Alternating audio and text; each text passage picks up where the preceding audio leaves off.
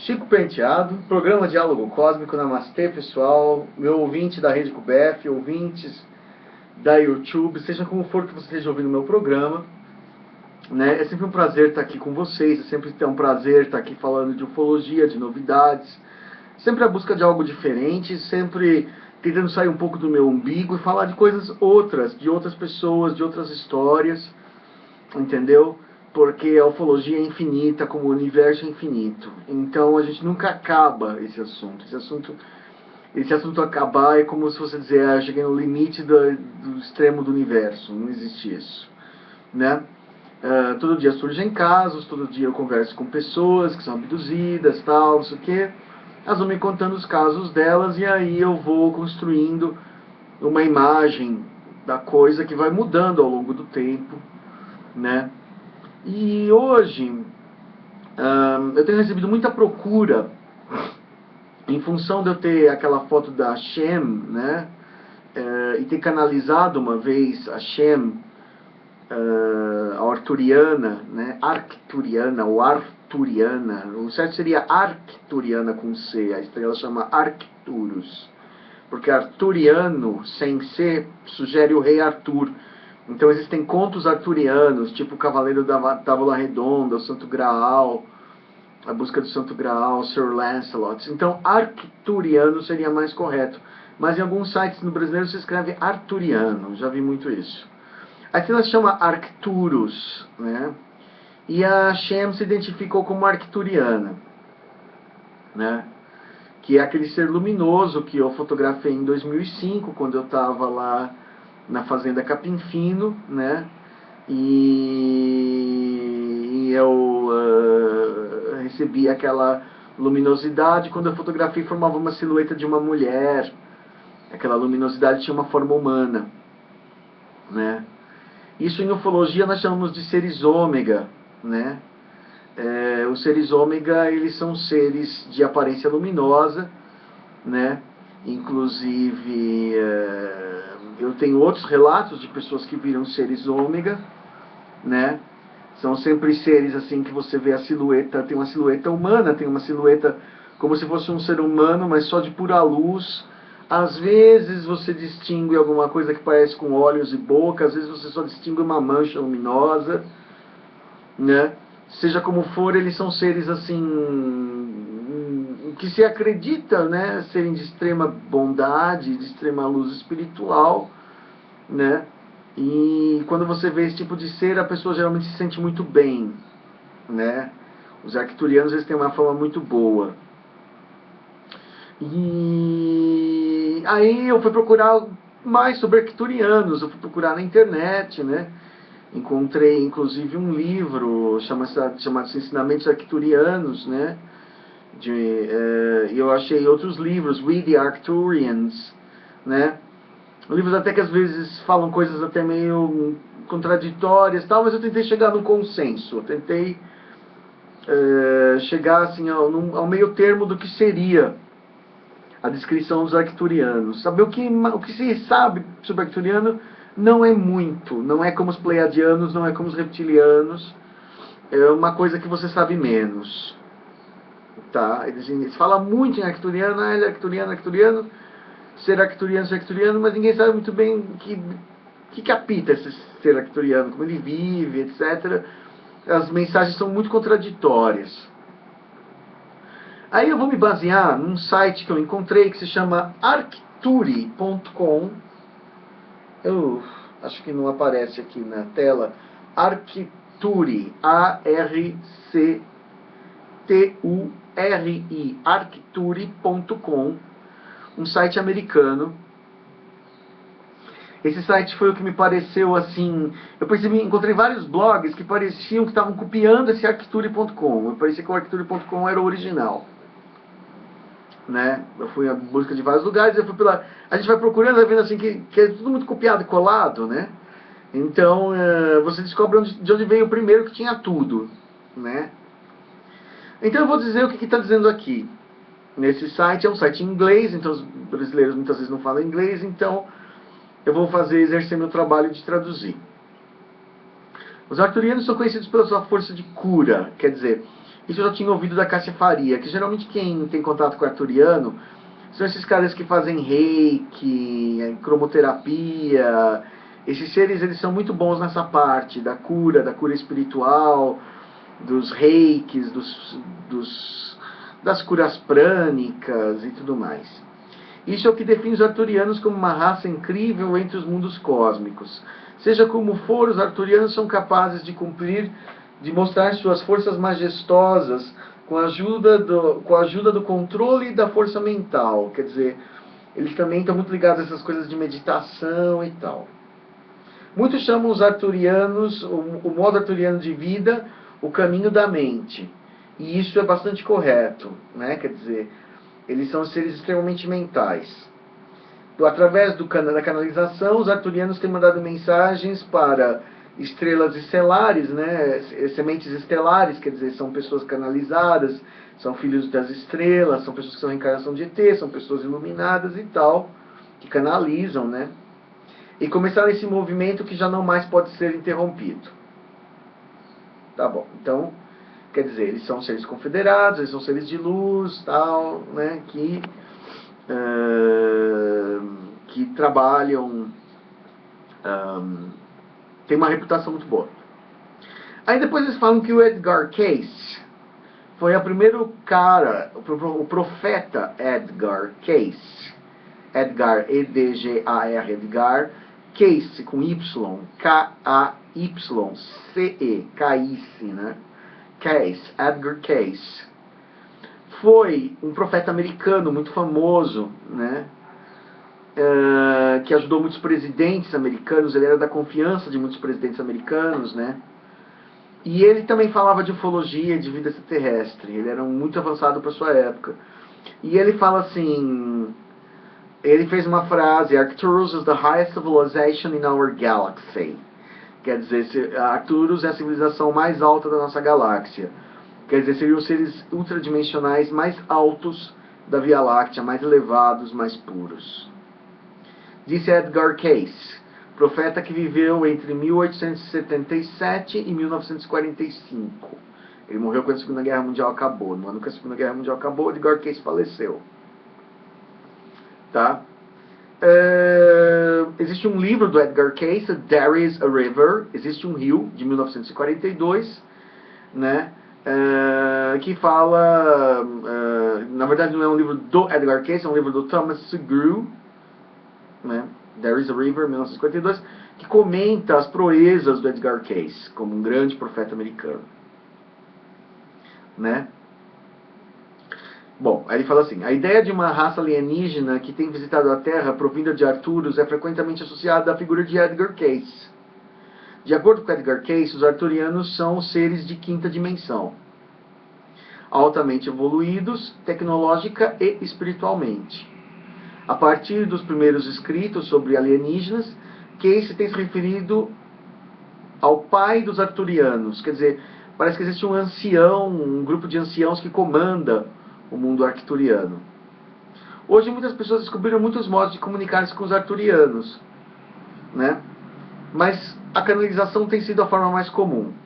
Como os alienígenas arturianos existem em muitas dimensões, não só na quinta dimensão, quer dizer, eles existem, se acredita que em dimensões mais elevadas, sexta, sétima, eles são seres de uma luz extrema, é sabido que para se comunicar com os planos mais altos da existência, as pessoas têm que entrar num estado onírico, quer dizer, elas têm que estar meio dormindo, têm que estar ou hipnotizadas ou tal. Não é possível você, com a tua consciência de terceira dimensão grosseira, acessar um arcturiano. Entendeu? Né? Nesse estado de sonho, muitos acreditam que Edgar Cayce entrou em comunicação direta com os arcturianos. O Edgar Cayce é um tremendo paranormal, ele conseguia falar com os arcturianos em alguns momentos. Hoje em dia muitas pessoas chamaram ou se comunicaram com os arcturianos. Por exemplo, a Norma J. Milanovich. Essa Norma J. Milanovich, de milanesa, Milanovich,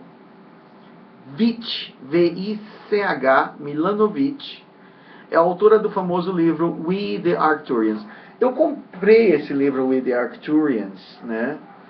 E esse livro, The Arcturians, falava de seres de vida física, que vivem num planeta ao redor de Arcturus, que é uma estrela gigante, né? Outras pessoas, por exemplo, a Shem, quando ela falou para mim, quando ela se identificou para mim, era um ser de uma raça extinta, que não tinha mais vida física. Então eu não sei se, por exemplo, quem está certo ou se ambos estão certos. Eu não sei se, porque, evidentemente, no espaço você pode ter mais de uma espécie vivendo ao redor de um sistema, né? Os seres que a Norma J. Milanovic descreve não eram etéreos. Eles eram seres que até lembravam até um pouco um Grey, assim. Eles tinham um olho grandão, uma pele azulada, mas eles tinham uma constituição, lembra Grey, aquele olhão, aquela cabeçona. E baixinhos, entendeu? Então, depois os outros falam que eles eram altos, mas seres evidentemente biológicos, né? E aí fala dessa raça que seja como for uma raça benevolente, muito legal, e parece que eles têm um bom senso divino na sua existência. Quer dizer, a busca deles do divino é intensa, quer dizer, eles buscam intensamente estar em contato com Deus. Os arturianos, muitos seres, não só os arturianos, ele está dizendo aqui, né? Estou falando do site arcturi.com. Estou traduzindo para vocês o que o arcturi.com está falando. Não é nem o que eu acho, ou o que eu deixo de achar, né?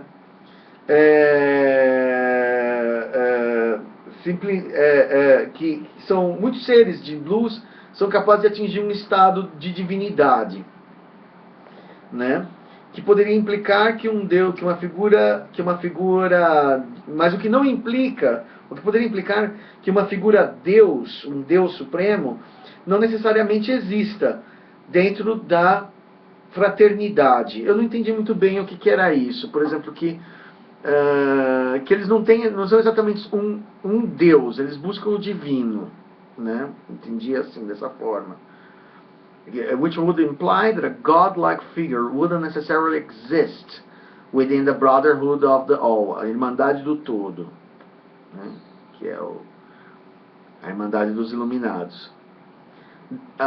O ensinamento da Irmandade do Todo claramente enfatiza as emoções positivas que muitos humanos conhecem como o amor, a sexualidade, a alegria, a felicidade, o cuidado, a paciência, o romance, o desejo e a fé. Expressões dessas emoções permitem aos arturianos a dar ímpeto à sua ascensão, seu processo de ascensão. Portanto, a grande dificuldade para aqueles que querem se juntar aos planos espirituais mais altos da Irmandade do Todo, que seria essa Irmandade arcturiana, é levar essas emoções positivas, assumir as emoções positivas e manifestá-las dentro da alma do seu ser. Também elas devem ter disciplina mental e espiritual para bloquear ou eliminar as emoções negativas, como o ódio, os ciúmes, a raiva, o ressentimento, o orgulho e a lamentação. Né? Bom, né? Então, num determinado momento do livro, ele fala que, do blog, né? Ele fala que os reptilianos e os Greys se alimentam de ódio e medo, e os arturianos se alimentam de felicidade e amor. Mas que, essencialmente, são seres também, tanto quanto os reptilianos, seres que se alimentam de energia gerada pelos humanos, né? Só que com a polaridade oposta, né? Que eu saiba, reptiliano se alimenta de sexualidade humana. Então, aqui nesse ponto, eu sou obrigado a discordar. Se a sexualidade é uma coisa boa, o reptiliano sorve a sexualidade humana, né?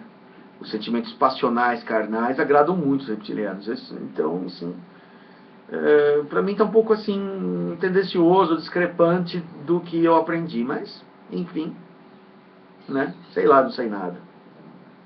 Como o arturiano se parece? O arturiano típico tem 3 ou 4 pés de altura, quer dizer, isso aí dá uns 1,5 m, 1,20 m.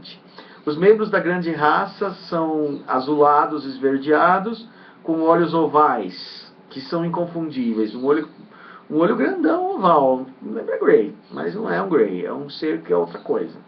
Suas mãos têm só 3 dedos, ao invés dos 5 que o ser humano tem. Subsequentemente, são capazes de grandes poderes telepáticos. A vida arturiana é de geralmente 350 a 400 anos, das informações que colhemos. 400 anos para é pouco, entendeu? Principalmente uma raça tão evoluída. Se for no sentido biológico da coisa. Quando a Shem se apresentou para mim, aquela que se diz arturiana, eles eram seres de um planeta já extinto e eles tinham ascensionado para uma forma não material, eles não encarnavam mais, tinham uma forma uma antiga forma humana, mas eram como raça extinta, seres incorpóreos, que já tinham optado pela ascensão sem reencarne, sem uso da matéria densa, né? O que faz mais sentido para mim. Até pelas condições de Arcturus, que é uma gigante vermelha. Eu vou comentar sobre isso depois. Mas não sei lá, não sei nada, né? A verdade é que o propósito dos arturianos é o desenvolvimento espiritual, unicamente. Suas ocupações e trabalhos são designados para a sua jornada espiritual. Os arturianos não comem alimentos sólidos, mas consomem as energias positivas, que são o que faz deles uma das espécies mais intelectualmente agudas, mais intelectualmente afiadas, né? E uma das mais carinhosas. Realmente eles emanam muito amor, né?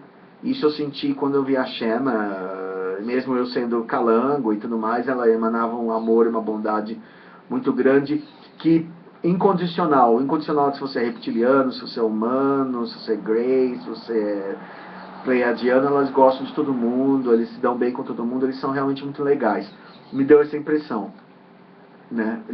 Para eles você ser humano, reptiliano, pleiadiano, insetoide, caranguejiano, sei lá o que você quiser ser, não vai fazer diferença. Eles gostam de todo mundo. Eles realmente, de fato, praticam o amor universal, sem discriminar quais são as raças boas ou más, ou positivas ou negativas. Eles gostam de todo mundo.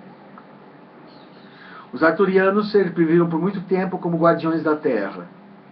Eles guardavam a Terra da invasão reptiliana e Grey, protegendo-nos de civilizações avançadas com veículos avançados, né? Eles estão nos ajudando no desenvolvimento que nos moverá para a quarta dimensão, aumentando nosso entendimento espiritual. Os arturianos vêm da constelação do cocheiro, ela é o Bootes em inglês, B-O-O-T-E-S. Embora muitos pensem que os arturianos vêm do Arcturus, isso é um mau entendimento, porque Arturo é uma estrela. Quer dizer, se você fala que eu sou arcturiano, né? Se um ser se desse como arcturiano, ele não nasceu na estrela, ele nasceu evidentemente num planeta que orbita naquela região. Que é muito grande em massa e energia, né? Os arturianos devem viver em um corpo celestial ainda não descoberto pelos astrônomos, ou seja, um planeta. Como Arcturus é uma gigante, porque assim, para você detectar um pouco de astronomia, para você detectar um planeta, você detecta, não, na verdade, não o planeta, mas você detecta a oscilação na estrela. Se ela for uma estrela muito gigantesca, talvez a oscilação seja irrelevante, fica difícil, às vezes, localizar um planeta pequeno, do tamanho da Terra, girando em torno de uma estrela que é 100, 200, 1000 vezes maior que o Sol. Entendeu? Arcturus é o quarto corpo celeste mais brilhante do espaço. Entendeu? Você tem Sirius, você tem a Alpha e Beta Centauri, né? São essas estrelas mais... Estou falando de estrelas, né? Não estou falando nem de Vênus, da Lua, que aí não conta, ou do Sol em si, né? Mas esses corpos entre estrelas de primeiríssima grandeza está Arcturus, Antares, na constelação de Escorpião, né? Tá? Então tá bom. Eles foram descobertos por... eles tentam conduzir a Terra para longe das energias negativas, né? E entraram nos limites do nosso sistema solar. Aí entra um negócio que para mim não colou legal, assim, como a canalização. Canalização a gente tem que ler e julgar. Algumas coisas bateram para mim, essa não bateu. Que veio pela nave Atena. Atena com TH, como se fosse Atenas, né? Isso me parece tão grego. Poxa, o nome da nave dos arturianos chama Atena. Eu aquilo não me desceu, assim, eu achei assim meio estranho, mas tá, né? Para repelir a raça não desejada dos Greys e dos reptilianos. Quer dizer, eles sabiam que a Terra ia ser atacada pelos Greys e pelos reptilianos e resolveu impedir os caras. Eles não são um povo belicoso, mas a circunstância obrigou eles a deixar uma nave que fica entre Júpiter e Saturno, uma mega nave gigante, que seria a tal da Atena, né? Atena, de Atenas mesmo, Grécia. A deusa Atenas, né? Atena Nike. Vê-se como uma oportunidade que os reptilianos mandaram uma frota de vasos de guerra, né? Para combater a Atena e desejosos fazer uma aliança com os Greys que garantiriam sua vitória. Mesmo assim que vieram a lutar, todo Grey reptiliano foi repelido ou destruído pela poderosa Atena, com sua habilidade de emitir uma força defensiva gigantesca que surpreendeu seus inimigos num armamento contraofensivo que poderia ser apenas entendido como algo profundamente avançado e extraterrestre. Quer dizer, está muito além dos reptilianos.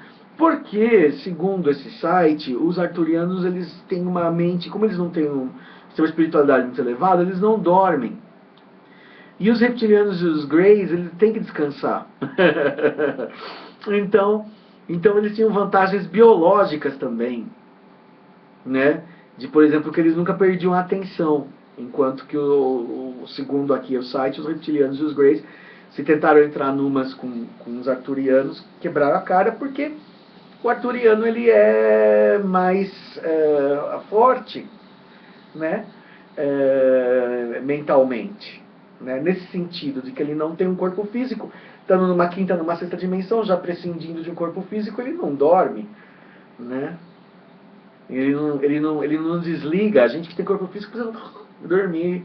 Eu durmo muito, durmo umas 10 horas por dia, eu só penso em dormir, né? Estou sempre cansado. Aí tudo bom, essa nave, a Atena, é única em muitos aspectos, por ser de quinta dimensão, e os seus ocupantes etéreos captam energia no núcleo grande vaso. Então, por exemplo, a Atena, ela é uma nave, não é uma nave sólida, de matéria sólida, ela é uma nave energética, segundo está dizendo aqui, e que é formada, na verdade, pelas próprias auras, pelas consciências dos arturianos, né? Na verdade, ela não tem nem exatamente uma casca, uma fuselagem, né? Então, por exemplo, o que a gente chama de nave, mas na verdade são as consciências reunidas ali, o poder em sexta dimensão, em quinta dimensão, de cruzar o espaço com a mente. Não tem necessidade alguma de um vaso físico, né? Protegendo a Terra, é conhecida como a nave mais avançada da galáxia. Eu não sei se isso aí foi o Edgar Cayce que disse ou se foi a canalização mais recente, né? Isso está dizendo aqui, né? Atenas, deusa da guerra, né? Eles falam que a nave é alimentada por cristais que canalizam energias equivalentes ao nosso Sol, quer dizer, entendeu? Um negócio assim realmente monumental.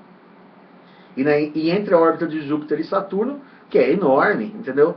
A nave é monstruosamente grande e guarda, não permite que ninguém chegue muito perto da Terra, que a Terra é muito indefesa, o ser humano é bebezinho, né? Então, qualquer um pode sacanear, né? O reptiliano, Grey, ou qualquer outro, né? Tá cheio de gente, tá cheio de ETs aí que gostariam de ter um planeta fresquinho, fértil, entendeu? E com um povo totalmente bobo, fácil de dominar, né?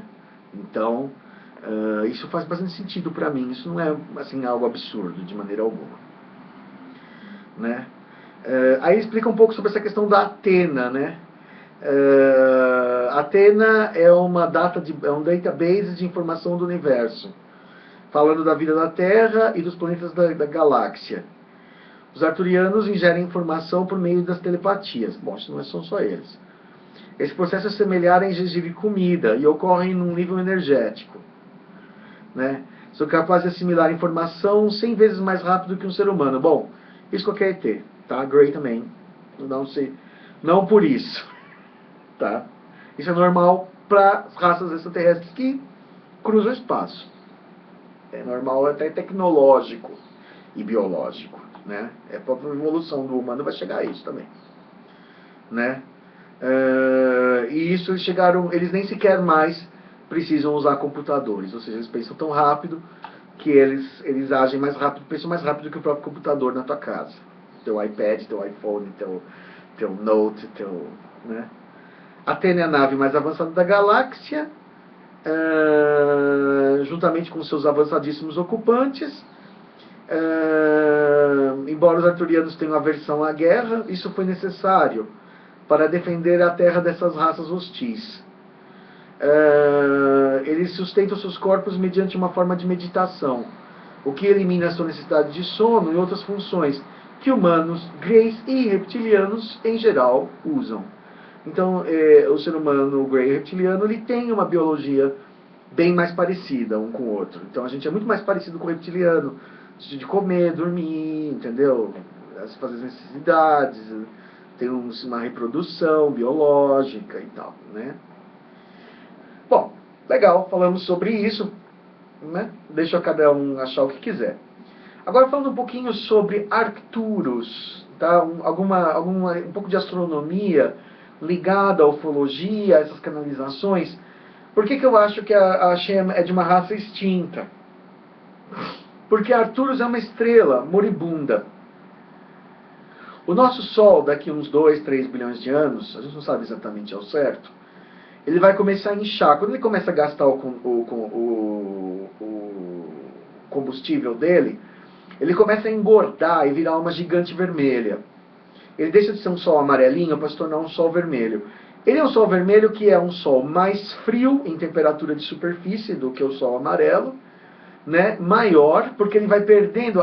existe uma luta entre a gravidade e a combustão nos sóis. Então, quando ele vai inchando, ele está esfriando, na verdade. Como ele está perdendo ele é mais compacto quando ele é mais jovem, e ele vai ficando velho, vai ficando, na verdade, flácido. Entendeu?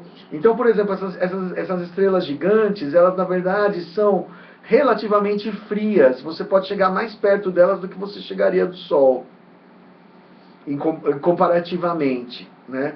Só que no que essas estrelas vão expandindo, o Sol provavelmente vai fazer isso, a gente não tem absoluta certeza ainda, porque a astronomia ainda está engatinhando na Terra, mas a gente praticamente tem certeza que quando o Sol for velho, ele vai inchar, vai engolir Mercúrio rapidinho, vai engolir Vênus com certeza, talvez chegue na órbita da Terra e engula a Terra. Se não engolir a Terra, se não chegar a engolir a Terra, vai deixar a Terra inóspita para a vida, vai deixar a Terra tórrida, e toda a vida na Terra vai se acabar.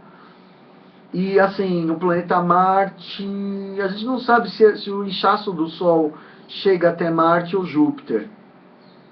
Entendeu? A gente não sabe, esses cálculos ainda são muito difíceis para os astrônomos terráqueos, né? Então a gente só pode supor que vai inchar.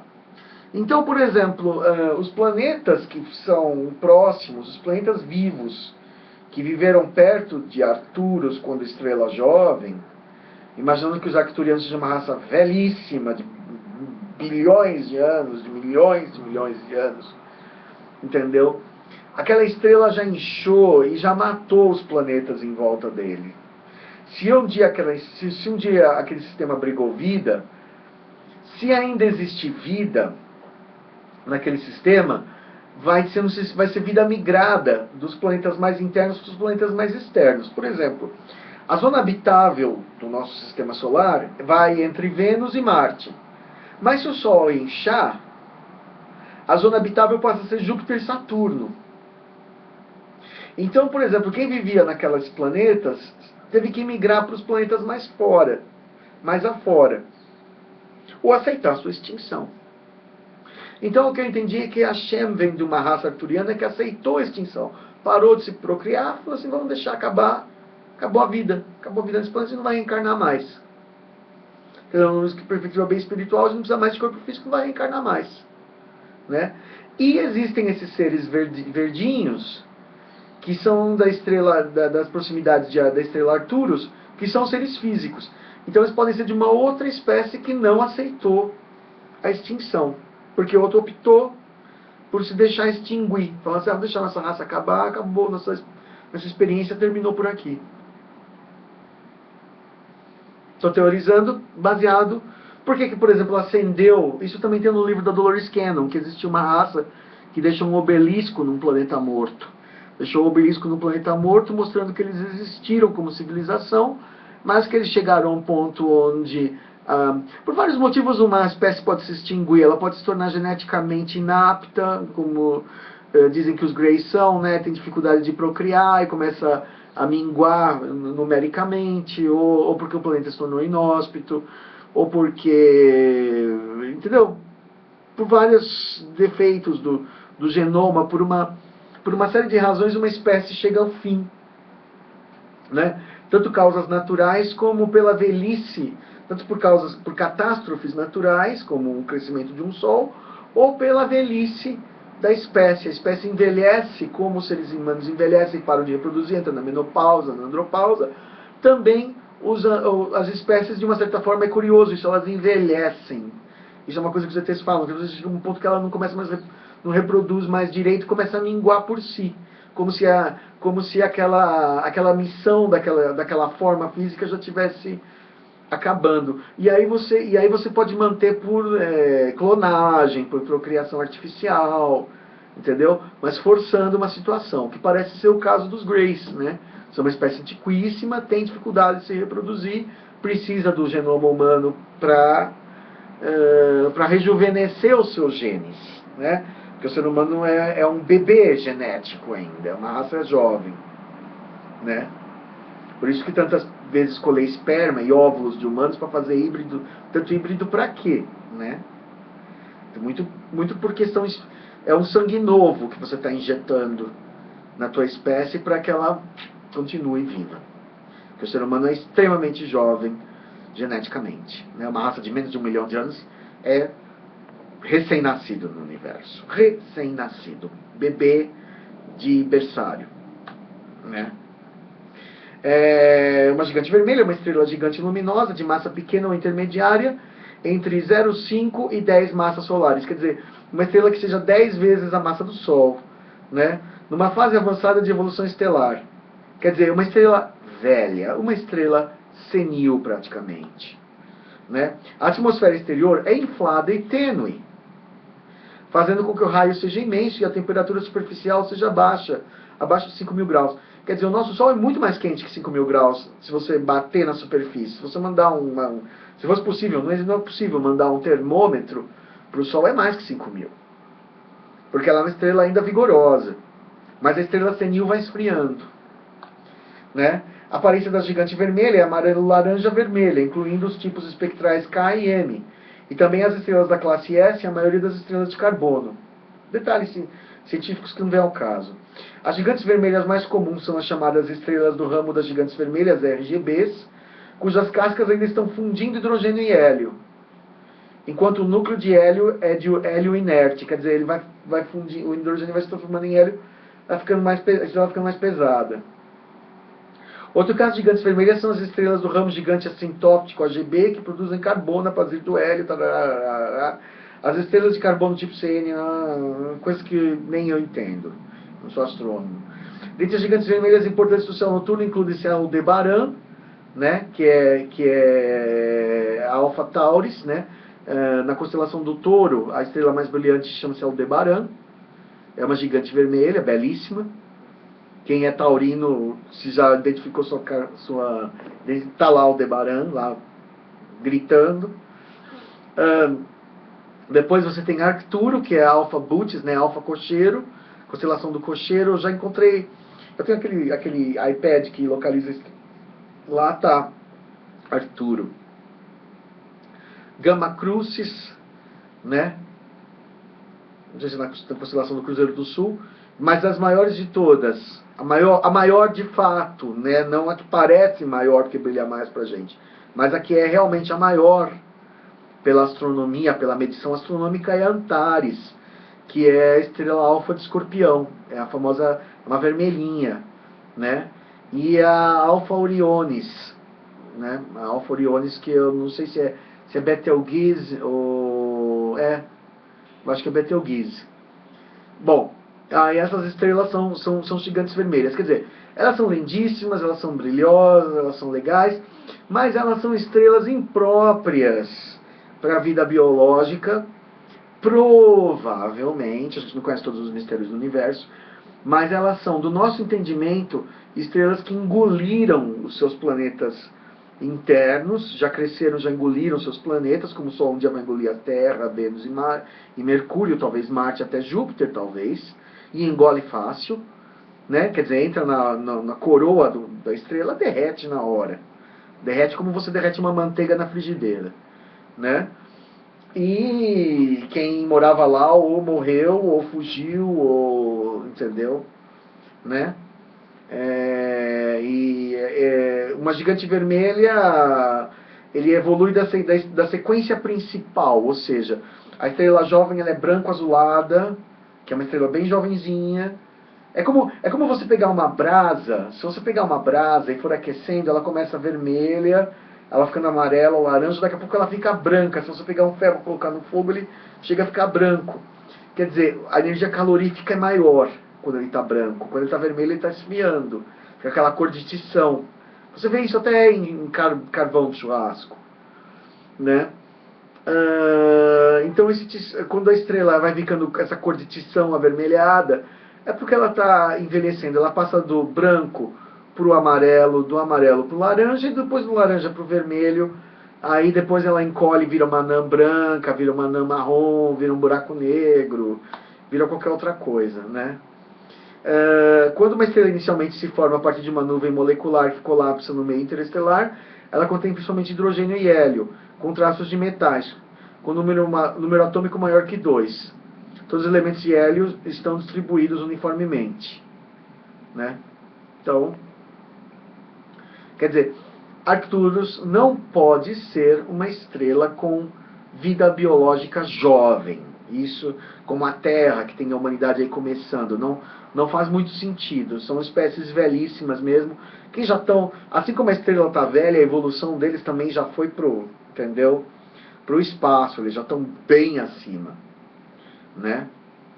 Depois existe um livro, se alguém tiver interesse, chama-se We, the Arcturians, Nós, os Arcturianos, da Norma Milanovic, que o site recomenda, né? O cara fala que a civilização de Arcturus é a mais fascinante que há, né? Juntamente com os Pleiadianos, aqueles loirões e tal. Os arturianos ensinam que o maior ingrediente para a vida na quinta dimensão é o amor incondicional. A negatividade, o medo e a culpa devem ser vencidos e trocados por amor e luz unicamente.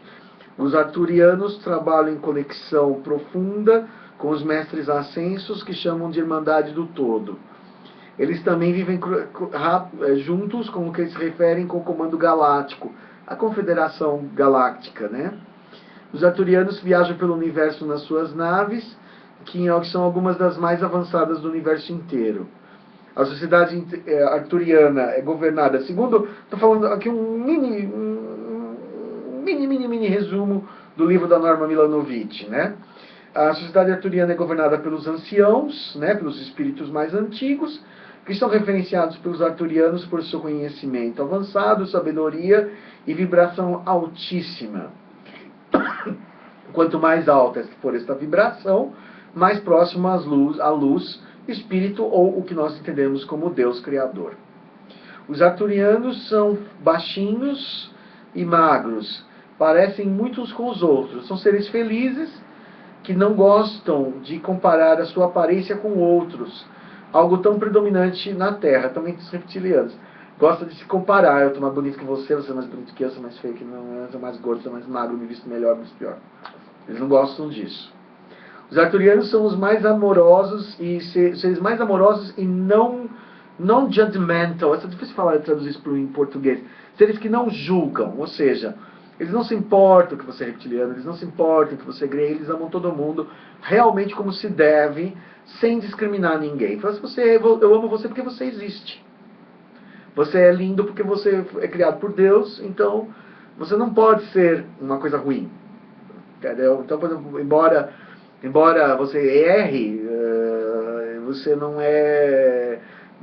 não existe um mal intrínseco, né? Então, eles são amorosos e eles são pela união de todos, eles ouvem todos os lados, eles entendem todo mundo, né? Eles têm um amor realmente para valer divino, né? Não um amor parcial. Ah, se você é bom, eu te amo, mas se você é malzinho, eu não te amo. Se você está aliado à minha confederação, eu te amo, mas se você é não confederado, eu não te amo. Se você está aliado ao todo, eu te amo. Se você não está, eu não te amo. Quer dizer, aí já não é amor para valer, né? Aí é um amor condicional, né? Fala assim, são seres muito verdes, com olhos amendoados, ovalados, com três dedos, já está falando isso, e não fazem uso de força física mais, eles mexem tudo com a mente, totalmente telecinéticos. Seus olhos são marrons escuros ou negros, sua telepatia vai além da visão, quer dizer, eles podem até ver, sem ter o olho fechado, eles estão vendo o que está acontecendo, sei lá, do outro lado da galáxia, do universo, né? Sua natureza espiritual nos permitiu que evitassem o envelhecimento, pois transcendem o tempo e o espaço. O conceito de tempo eles nem entendem direito o que é o conceito de tempo e espaço. Porque eles vivem numa capacidade de se conectar a qualquer ser. Então eles conseguem se conectar mentalmente sem pensar assim, ah, leva tantas horas daqui até ali, ou isso foi ontem, isso foi amanhã. Entendeu? É uma mensagem, ele conecta. Eles vivem exatamente, na verdade, como Deus, né? Quer dizer, em onipresença, sem limitações materiais. No mundo arturiano não existem temperaturas extremas. Bom, eles não têm tanto controle, né? A civilização deles transcendeu a dualidade da vida. Vive na unidade perfeita. As profissões arturianas são determinadas pela frequência vibracional. Isso nos mundos ETs em geral, até para reptiliano. E as cores da aura. Por exemplo, aqueles que estão em função de tomar cuidado de crianças devem usar o violeta como a cor predominante de suas auras. Pois só as almas sábias têm a capacidade de associar-se aos jovens. Né? Isso é uma coisa assim também. Os seres mais iluminados trabalham ou com os seres mais jovens ou com os seres mais ignorantes. Por exemplo, ETs muito iluminados vêm para a Terra. Por quê? Às vezes é difícil lidar. Tem um ditado chinês que fala assim, nada mais difícil do que conversar com pessoas ignorantes. Entendeu? Então é difícil você falar com quem é ignorante. Então, é fácil falar com quem é inteligente, sabe, filosófico. Né? Quer dizer, a pessoa é educada e tal. Então, por exemplo, os tutores têm que ser seres de grande luz. Não pode ser um babaca qualquer. Entendeu? Né? A reprodução é uma honra em Arthur e uma das profissões mais honradas. O ato reprodutivo não é feito no senso físico. Ele é feito através de uma ligação mental em que o homem e fêmea, macho e fêmea, são unidos. Por esse processo procriativo, uma força eletrônica flui através dos seres e cria o terceiro, que é réplica da fusão desses dois. A nova vida é levada para uma sala especial que emana vibrações apropriadas até que o ser esteja pronto para a integração com a grande família arturiana. Muitos seres de Arturus são semeados para outros planetas pelo Alto Conselho, que ordenou-os como um grande ato. Quer dizer, às vezes eles também mandam os caras encarnar na Terra, né? Deve ser dificílimo ser arcturiano e reencarnar na Terra, né? Imagina a nobreza de quem faz isso, né? No mundo de Arturus não há competição. Eu não sei como é que ele vive aqui, né? Tem que ter uma série de proteções, assim, tem que estar constantemente sendo observado pela própria espécie dele. Mesmo o pensamento, palavras e ações e produtos são julgados por sua habilidade de levar uma vibração próxima de Deus. Caso não é permitido em Arcturus. Uma pessoa de vibração baixa é levada aos mestres e tem seu corpo e emoções e ações e criações examinados. E os arcturianos têm total controle do seu eu. Quer dizer, eles têm controle dos seus pensamentos. Eles conseguem evitar os maus pensamentos, coisa que a gente não consegue, né? Isso é muito desenvolvido na habilidade de transcender o ego. O ego que é baixo, o ego separativo, né? Porque o ego separativo é aquele que diz assim, eu sou bom, você é mau, eu presto, você não presta. Então esse é um ego baixo. Entendeu? Um ser de luz verdadeira não pode ser assim, não pode. Não é assim, né? Então, por exemplo, ele pode corrigir os errados, mas ele nunca vai condenar os errados, né? Eles desenvolveram habilidades de ter o ego. Eles são máquinas que chegam as frequências... existem máquinas que constantemente checam as frequências vibracionais dos indivíduos nos planetas em que eles estão se manifestando. Um arcturiano em particular recebe feedback de que ele não está cumprindo suas normas evolutivas, né? E então um ancião manda um irmão arcturiano mais evoluído ajudar este mais fraco, né? Então, por exemplo, eles não têm o conceito de punição, reprovação, né? O planeta é confederado mesmo, com C maiúsculo, né? Tipo assim, realmente as pessoas são boas lá, né? E no mais perfeito sentido, né? Realmente é paradisíaco. Essa é a descrição que eu encontrei dos arcturianos nesse site arcturi.com, que é o que eu achei o mais bem balanceado, que explicava melhor o que são os arcturianos, tá? Se alguém tiver interesse, né?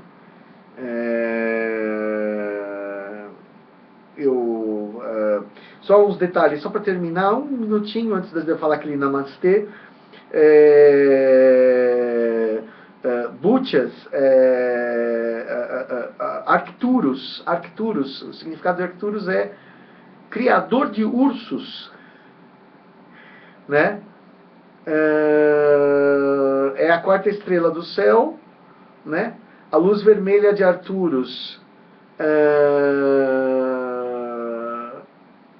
é um gigante laranja, classe K2, classe 3 da classe K2 da classe espectral 3, temperatura de superfície 4.400 graus Celsius, fria para uma estrela, confusão de hélio e carbono e oxigênio no centro, 37 anos-luz da Terra, próxima, 37 anos de luz da Terra é próxima, 18 vezes maior do que o Sol, 18 vezes maior que o Sol, não é tão gigantesca assim, né?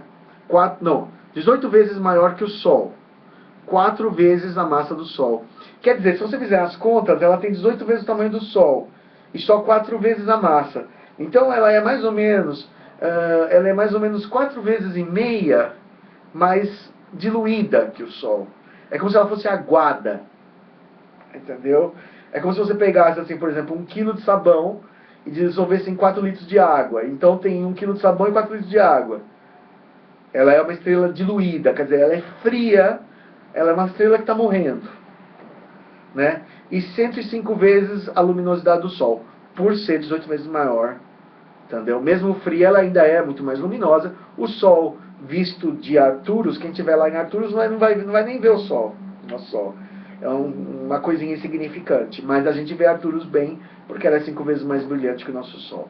A 37 anos-luz você veria o Sol da Terra, o nosso Sol, o Solis mesmo, o Sol, você veria como uma estrela de quinta grandeza ridícula. Pequenininha mesmo, né? Como é a dos Greys, né? O Zeta Reticuli também é uma estrela pequenininha, modesta, né? Mas perfeita para a vida. Não é grandeza. O tamanho não é documento em astronomia. Estrela muito grande se torna imprópria para a vida biológica. Tá ok, pessoal? É isso aí, um apanhado sobre o que eu sei sobre os arcturianos. Espero ter respondido a contento para as pessoas que me perguntaram, tá? E é isso aí. Muito obrigado, namastê. Tchau.